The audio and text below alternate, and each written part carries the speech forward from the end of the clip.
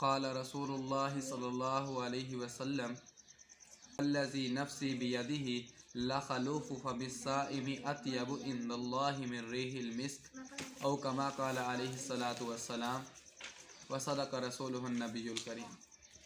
معزز محترم سامعین ذی قدر، میں نے ابھی آپ حضرات کے سامنے ایک حدیث مبارکہ تلاوت کی۔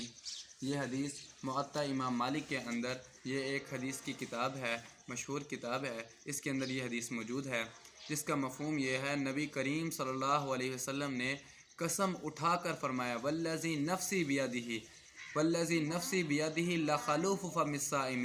اللہ رب العزت کے رسول قسم اٹھا کر ارشاد فرما رہے ہیں کہ قسم ہے اس ذات کی جس کے قبضے میں میری جان ہے کہ وہ آدمی جو اللہ رب العزت کی رضا کی خاطر روزہ رکھتا ہے، اس کے منہ میں روزہ رکھنے کی وجہ سے جو بو پیدا ہو جاتی ہے، وہ بو اللہ رب العزت کے نزدیک مشک و عنبر سے بھی زیادہ محبوب ہے۔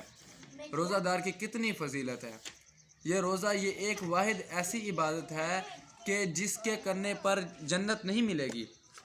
کیوں کہ آپ کے ذہن میں سوال ہوگا کہ سب جو بھی ہم عبادت کریں گے، ہم نماز پڑھتے ہیں، نماز پڑھنے پر ہمیں جنت ملے گی، ہم حج کریں گے، حج کرنے پر ہمیں جنت ملے گی، لیکن روزہ ایک ایسی عبادت ہے جس کے کرنے پر جنت نہیں بلکہ جنت والا خود ملے گا۔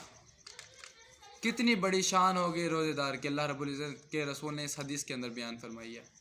کیونکہ اس کی وجہ یہ ہے کہ جب انسان روزہ رکھتا ہے تو روزہ یہ عقل کے ویسے ہی خلاف ہے، کیونکہ انسان صبح سے لے کر شام تک بھوکا رہتا ہے، کچھ کھاتا پیتا نہیں ہے، پانی بھی نہیں پیتا، کھانا بھی نہیں کھاتا، اور اسی طرح ہر قسم کے برے کام سے رکا رہتا ہے۔ حالانکہ غیر روزہ دار کے لیے بھی وہ کام حرام ہوتے ہیں، لیکن جب روزہ رکھتا ہے تو انسان اس کا زیادہ احتیاط کرتا ہے۔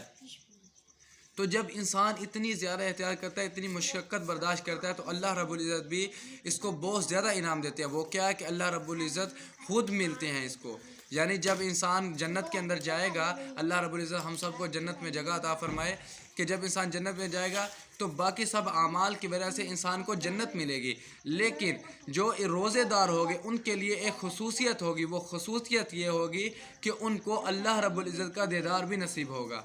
جب جنت کے اندر سب لوگ جمع ہوں گے تو ایک خاص لوگ ہوں گے۔ وہ خاص لوگ کون سے ہوں گے؟ وہ روزہ داری ہوں گے۔ ان کو ہر ہفتے کے اندر اللہ رب العزت اپنا دیدار نصیب فرمائیں گے۔ وہ کتنا خوش نصیب انسان ہوگا جس کو اللہ رب العزت اپنا دیدار نصیب فرمائے۔ اللہ رب العزت سے دعا ہے کہ اللہ رب العزت ہمیں رمضان المبارک کے مکمل روزے اللہ رب العزت کی رضا کی خاطر رکھنے کی توفیق عطا فرمائے، اور ہمیں زیادہ سے زیادہ آگے بڑھ کر نیک کام کرنے کی توفیق عطا فرمائے۔ وما علینا الا البلاغ المبین۔